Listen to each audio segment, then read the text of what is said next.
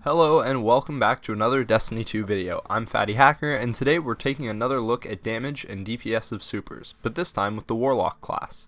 I'm sure many of you, like me, have been in raid groups and heard people making their own recommendations for what supers to use, when to use it, and it's time to prove all the things you've heard right or wrong. And we're going to be starting things off with the Dawnblade. From the perk descriptions, it seems as though there are no differences between the two supers for single target damage. Bottom tree is extended on kill, but since that won't happen, one test will be good. Okay, so each sword thrown hits for one value of 12,006, one value of 8,549 consistently. However, there is another thing happening that was fairly fluctuating, and that is the fire effect on impact. On our first sword, we get a fire damage number of 5,852. Our second sword pops up with 10,485 and a 1,937.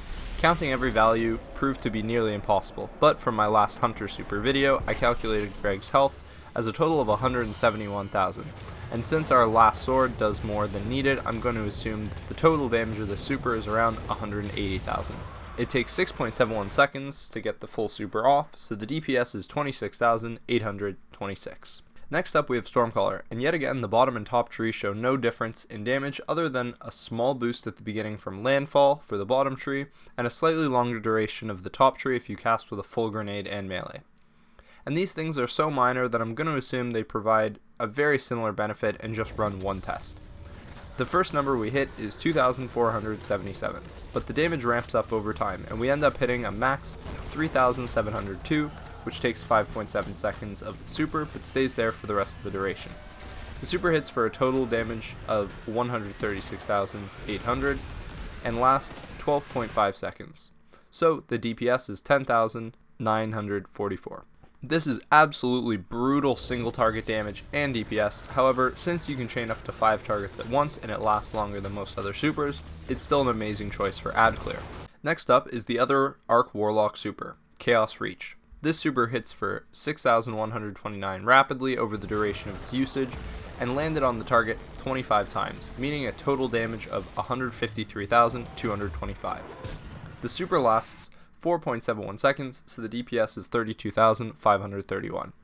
However, this subclass has an exotic that massively increases the duration and therefore damage output, and these are the Geomag stabilizers. So let's put those on and see how much more we can do. For this test, unfortunately, since the Ogre does not have enough health to actually maintain the super all the way through, I'm going to see how long it takes to get to half our super and double that.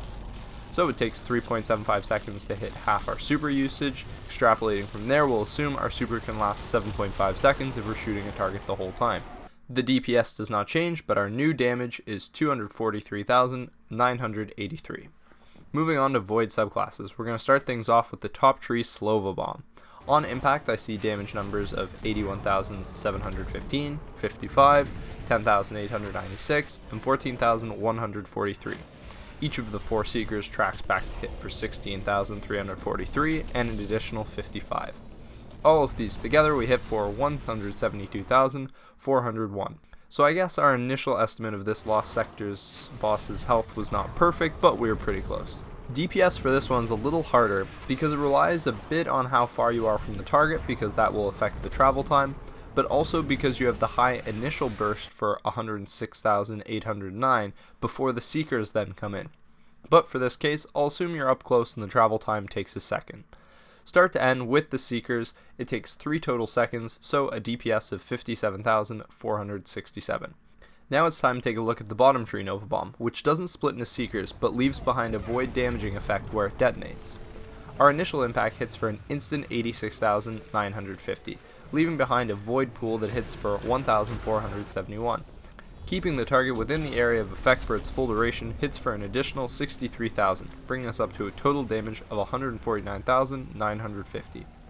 The DPS for this one is also going to be a misleading stat, because you do get an instant 86,950, but technically, since from the start of the Nova Bomb to the end of the Void Pool, it takes 7.2 seconds, our overall DPS is 20,826.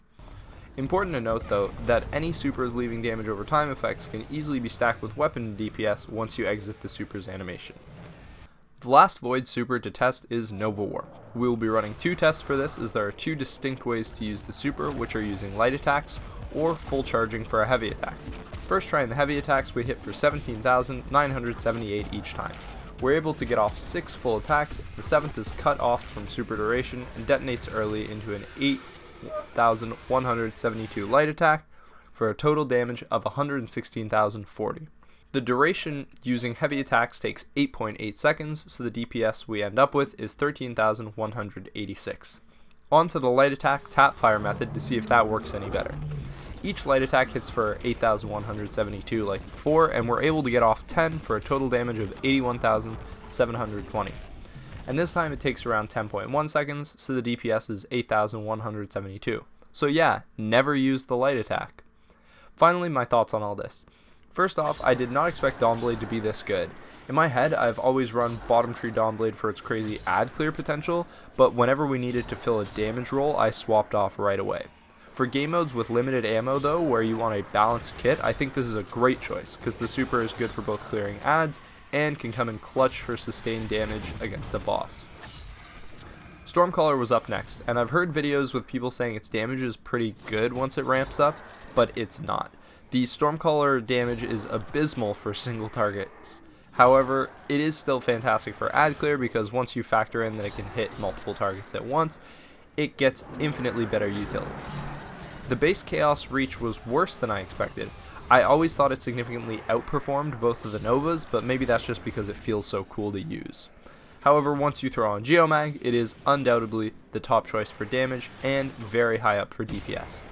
Nova Bombs, I think we can now objectively say the Slova Bomb is better. It does more damage and in less time. Even if you're using it on ads, it'll end up having a wider spread with the Seekers. Each of the Seekers blows up and can damage things nearby. Even though the Classic does leave behind a damaging effect, the Seekers do more damage than that anyways, and they're also acting passively, basically simulating a damage over time. The animations for both take the same amount of time, and then you can start using your weapons. And finally, Nova Warp, another strong ad clear super like Stormcaller, but I've had situations where I've thought, oh, I have it, I may as well just pop it to do DPS. But its DPS is basically worse than a primary auto rifle, so I don't think there's any point of even using it for that. And that's all for today's video. Thanks for watching. I hope you learned something you can use moving forward when you play Destiny, and if you did, make sure to subscribe to get more helpful videos in the future.